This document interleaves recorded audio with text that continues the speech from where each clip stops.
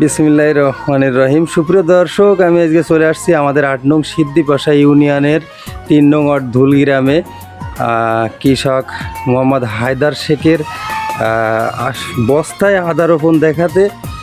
তো আমরা আজকে আমাদের বড় ভাই মোহাম্মদ হায়দার শেখ যে কৃষি অফিস থেকে যে আদাগুলো সরকারি প্রণোদনা পাইছে, তো বিস্তারিত আমরা তার কাছ থেকে একটু জানবো এবং কতদিন বয়স, কিভাবে রোপণ করেছে, কী নিয়মে টোটাল তুলে ধরবো আপনাদের মাঝে। সবাই সঙ্গে থাকবেন। তো আসসালামু আলাইকুম ভাই। ওয়ালাইকুম আসসালাম। ভালো আছেন? আলহামদুলিল্লাহ ভালো ভাই। তো আমরা জানতে চাচ্ছিলাম আপনি যে এই যে আদা চাষ করেছেন বস্তায়, তাই তো? কৃষি অফিসার আপনাদের এই যে লিমনদা কিভাবে আপনাকে হেল্প করেছে এখানে একটু বলেন। উপজেলা উপসহকারী কৃষি অফিসার মোহাম্মদ লিমন সরকার আমাকে সম্পূর্ণ সহযোগিতার মাধ্যম দিয়ে আজকে আমার এই আদা চাষের যে এইগুলো দেখছেন, এগুলো সম্পূর্ণ তারই ইয়েতে অবদান, তারই মোতার উদ্যোগে আমি এই আদা চাষ করি।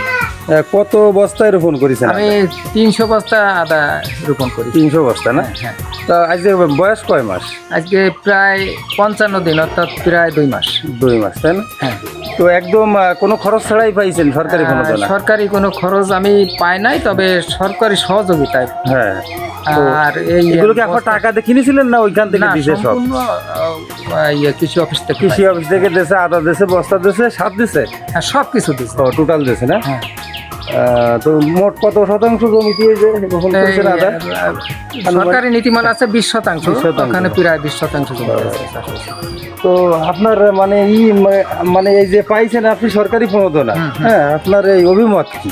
অভিমতে যে আমি এই চাষটা করে যেমন ফলন বৃদ্ধি করে মানুষকে দেখাতে পারছি, সামনে যেন উদ্যোক্তা হিসাবে আরও আমার মতো কৃষকরা উদ্যোক্তা হয়ে যেন এই বাংলাদেশের এক কথায় উন্নয়ন করতে পারে, উন্নয়ন দিকে এগিয়ে আসতে পারে, এই আশা করি। ঠিক আছে, তো ধন্যবাদ, ভালো থাকেন। হ্যাঁ, আপনাকে ধন্যবাদ। তো আমাদের উপসহকারী উপজেলা কৃষি অফিসার লিমন সরকার দাদা আছে, আমরা একটু কথা বলবো। দাদা, এই যে এই মোহাম্মদ হায়দার ভাইকে আপনারা এই যে প্রণোদনার আদা দিচ্ছেন, তাই না? এটা আমাদের অভয়নগর উপজেলায় আনুমানিক কতজন এবছর দিচ্ছেন?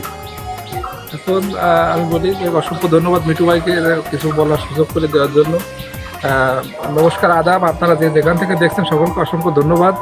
আর আমার সাধারণত উপজেলার হিসেবটা নেই, আমার ইউনিয়নের কথা বলি। ইউনিয়নে আমি সিদ্দিপাশা ইউনিয়নে নাউলি এবং চন্দ্রপুর ব্লকের দায়িত্বে আছি কর্মরত। এই নাউলি ব্লক সাধারণত 3টে ওয়ার্ড মিলে, 3টে ওয়ার্ডে 2টা প্রদর্শনী কৃষি অফিস থেকে দেওয়া হয়েছে। মূলত এই আমাদের যশোর অঞ্চলের টেকসই কৃষি সম্প্রসারণ প্রকল্পের একটা গ্রুপ আছে ইউনিয়নে, 3টে করে গ্রুপ আছে। সেই গ্রুপের সদস্যরা এই প্রদর্শনীটা পাইছে। এই প্রদর্শনী মূলত 350 বস্তার একটা প্রদর্শনী আমাদের কৃষি অফিস থেকে। বাড়ি আদা 2 এদের কৃষি অফিস থেকে বীজ, বস্তা, কিছু রাসায়নিক সার দেওয়া হয়েছে। সাধারণত আমি একটু বলি, এই বছর বৃষ্টির কারণে, বৃষ্টি কম না বেশি? না, প্রথম শুরু হয়েছে বৃষ্টি কম, কারণ এখন একটু পরিবর্তন হয়েছে আদা গাছ। এর আগে অতিরিক্ত খরার কারণে এই গাছগুলো যে, আর ওই সাইডের গুলো যে কত সুন্দর, বুঝতে পারছি। এখন সাধারণত এই বস্তা আদা চাষ যদি আপনারা কেউ করতে চান, আমার পরামর্শ চৈত্র বৈশাখ মাসের শেষ সপ্তাহ পর্যন্ত আদা চাষের জন্য সবচেয়ে উপযোগী। এই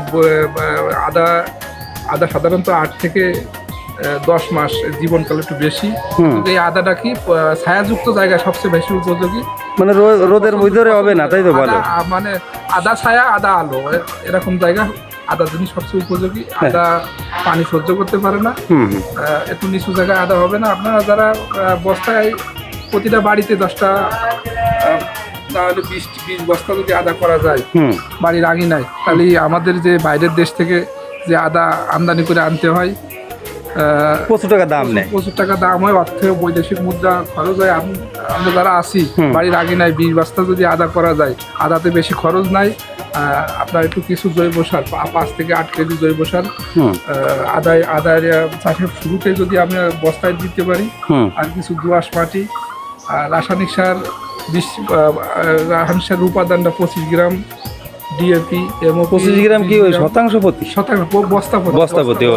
25 গ্রাম শুরুর আগেই হ্যাঁ, যদি আমরা যেমন আদা রোপণ করব তার আগেই মাটির সাথে 5-7 কেজি জৈব সার, হ্যাঁ 25 গ্রাম ডিএপি হুম অথবা টিএসপি যে কোনো একটা সার, এমওপি 20 গ্রাম, এই অনুপাতে কিছু রাসায়নিক সার দিয়ে আমরা যদি শুরু করি, মাটিটা তৈরি করে আমরা বস্তায় দিয়ে আদা চাষ করতে যাবো, তাহলে ভালো রেজাল্ট পাওয়া যাবে ভালো না? রেজাল্ট পাওয়া যায়। তো ঠিক আছে দাদা, হ্যাঁ ঠিক আছে দাদা, তাহলে আপনাকে অসংখ্য ধন্যবাদ।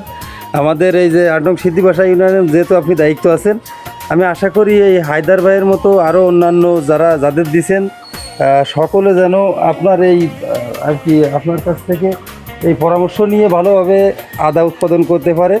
আমাদের বাংলাদেশে প্রচুর পরিমাণে আদার চাহিদা রয়েছে, অর্থাৎ আপনাদের এই মানে কৃষি মন্ত্রণালয়ের মাধ্যমে আপনারা যে আমাদের হেল্প করতেছেন আমাদের কৃষকদের, তো দাদা আপনাকে অনেক অনেক ধন্যবাদ, ভালো থাকুন। ধন্যবাদ।